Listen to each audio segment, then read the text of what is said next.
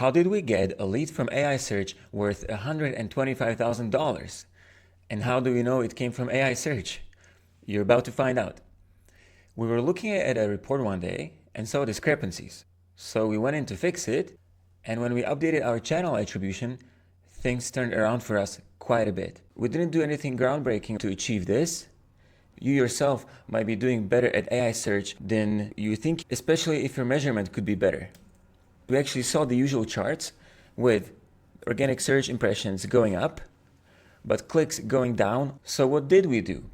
We've been diligent about the first principles of growth marketing. We've expanded our SEO scope. And yes, we've changed a lot so we could get customers from LLM chat answers.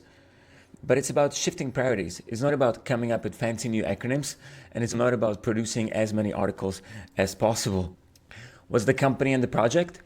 It's a construction company with high-end local projects. It's a project for me where I've led it for about 8 years now. It's also a client where I've built the team that now runs it and where I oversee the strategy and systems to this day. What gets us converting traffic from LLMs? It's the first principles in the key areas that we should have always been doing, but now we need to do them differently. It's EEAT, it's the distribution, which has grown a lot in importance, and it's the measurement. EEAT is even more important now than before. 50 years ago, if you wrote something that would meet today's EEAT definition, it would work great, whether that would be in a book, a magazine, or a newspaper. And I also believe that 50 years from now, if you create content that'll meet EEAT guidelines, it'll do great. First, in EEAT, the first E, for expertise. Each article on the blog is published in the name of one of the leadership team staff, and even the writer is from a construction family with first-hand expertise and experience that machines do not have, and they need us. They need to cite us because we have so much first-hand that comes from us. We are the source. What about authoritativeness? We like to affiliate ourselves. So we have partners in the industry and locally, like material suppliers. What about trust? Still talking about EEAT. I find that the machines are getting better and better at distinguishing honest, reliable companies from those that are more short-sighted. It comes from how good the company truly is. So I'm really grateful to the CEO for establishing a culture here of being reliable and doing what you say you will do, which it is funny that this is how you can stand out now, just by doing what you say you will do. But those trust signals that are offline, in person, translate online real well. It's easy for us to get these raving reviews from real customers. The machines are able to tell.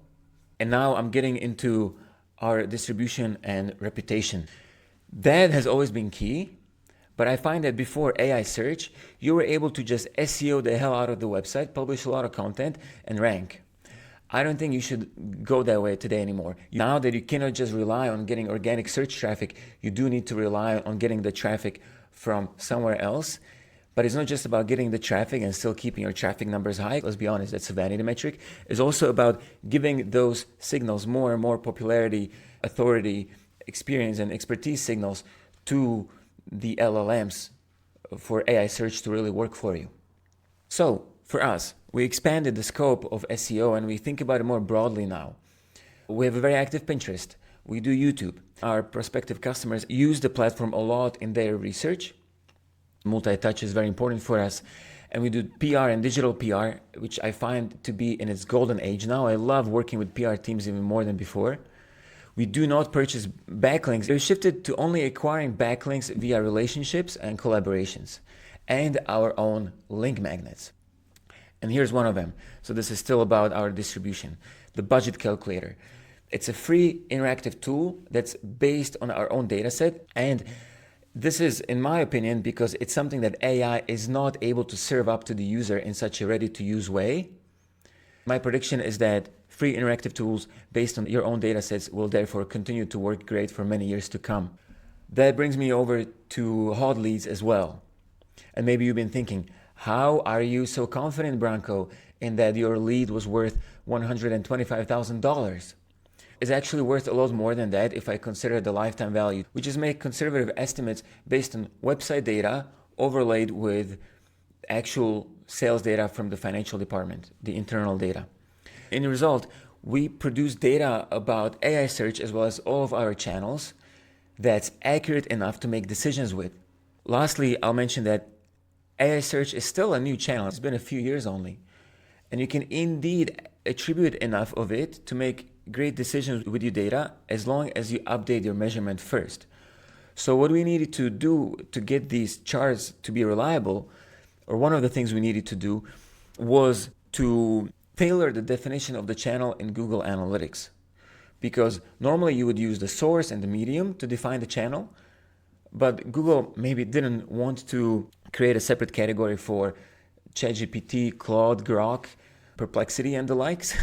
So we also had to define the page referrer to avoid having just one bucket for referral traffic where we would have other websites linking to us as well as AI search platforms.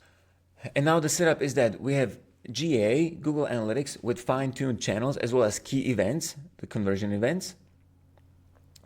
We have GTM, the Google Tag Manager, on the background with code that enables us to track custom parameters such as the budget ranges that you see here, and also the drop-offs. We have the Data Studio report that makes the analysis easy to make and that makes it nice for the client to look at. And then one thing I'll mention is that we also have an annual sync with the financial director so that they can give us the financial data that help us fine-tune the formula for calculating lead value. In other words, we compare their actual sales data to what we told them based on the website measurement about the lead value that was generated through the website and for the business overall. And we then make decisions about customizing a multiplier because we also need to consider at what rate do they close the leads that come to them. What I want to add is that you need the mindset of working with a company for years, even if you will not. You need to start that way. Of course, you want to set up a lot of things early on, but you need to set up those things that will have value and they will grow in value the longer you work there, and they will improve the longer you work there. Another mindset shift is that you want to be becoming a business partner instead of just charging per hour. Make decisions, think, speak like you're the business partner, set up agreements with the client that makes you more of a partner. And that's that. Thanks for watching.